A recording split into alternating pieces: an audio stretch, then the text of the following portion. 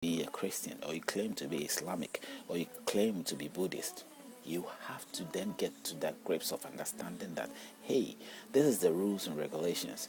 I'm an adult or I'm a child, whichever way it is, you're supposed to go by this. If you do your part, then you give the room for those that, the other part that you're sort of sharing the same rules with, to sort of follow through.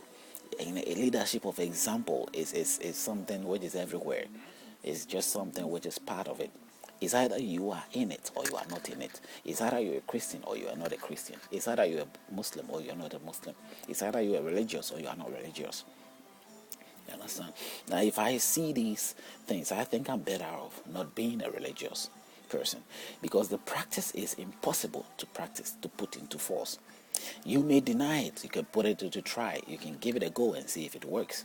But I think it's so much impossible. Not that I think, I believe it's impossible to put it into practice. But those who claim to say that it is true, they stand on a different platform here. There are others who, like others who probably in my case, will say that it is not true. Okay? It is not true because it is impractical. You cannot put it into practice. That's my view. I'll go further to share my view again, which I've done in other videos, but I will repeat it again. Sometimes others come to the other video and they don't come across this video, so you never know who might come across the right section of information. So I do repeat myself a lot for that reason.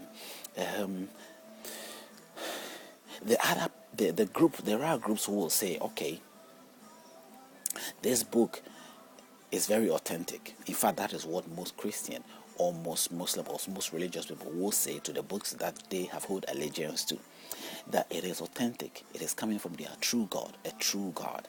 Okay. So why don't you believe it? So then, by saying that and knowing your own life or the way of life that you live, you have accepted that it is true, but you can't follow it. It is true, but you can't obey it. It is true, but you're not going to be obedient to the book. That is what you are saying. That is another section of the groups. There are those who also believe that it is true and that they are doing every effort to follow it. But their effort is also coming from making excuses or reinterpreting the words that will be able to sort of blend to what they call today's civilized world. So they are making changes, amendment to the book. That is why I say that if someone has given you, if the authority has given you the will, his will, why would you make amendment? He has to make the amendment himself, because he's very much up to date and aware of the current state of how things should be or how things have become. Until he is no more, and he just put the documents there, and you want to try to make amendment in order to be able to sort of carry on in life. That is entirely up to you and how you view it. Now, you can see here the stages that I have revealed that that doesn't make the book so much something which presents itself as very harmonious. I mean, is there any harmony here? Clearly, those who believe, or most people who believe, are believing in something that they are choosing to disobey. What is the value of what the options that they have chosen? I don't know what they gain from that. Those who also say that it is authentic, but we are following through, but we cannot. They are finding it hard to accept the fact that they cannot follow it through and through, and so it is necessary for them to interpretate it again or make amendments again through the way of translation, English, or bettering the English in the book in certain ways so that it will suit the way of life today. You know, the idea behind the whole thing, how the whole thing is being dynamically, being used or being shown. This is what I'm trying to pull out to you. Now, if it isn't authentic, it doesn't make much of a difference. if not authentic, it's not authentic. Authentic is not much of a difference, much of in terms of the rest of those who are claiming to believe and yet disobeying, and those who are claiming to sort of believing and following it through, and yet they're making reasons and giving justification as to how the book should rather sound to them, or how the book should be understood by them. Whether it is the will of God or not, that isn't the question. They feel that this is how the book should really mean, because they are relating to today's practical life. And even if you are to meet somebody and you're explaining to them and relating it to the practical life of a human beings and how we live our life today, he will say, no, you can't relate God's, you can't relate God to the human being.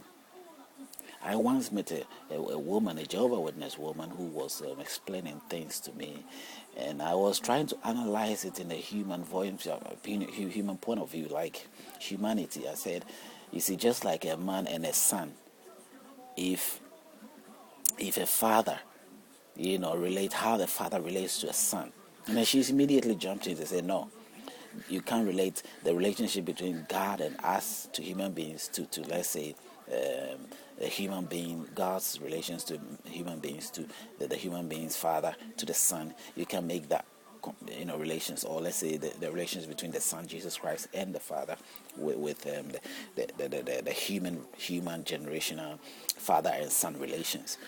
I didn't know why, but I didn't want to go into the argument, so I put a stop to it there. But definitely it is relatable. Even the book that she holds as a Jehovah's Witness book has done the same thing, through that has been able to interpret it.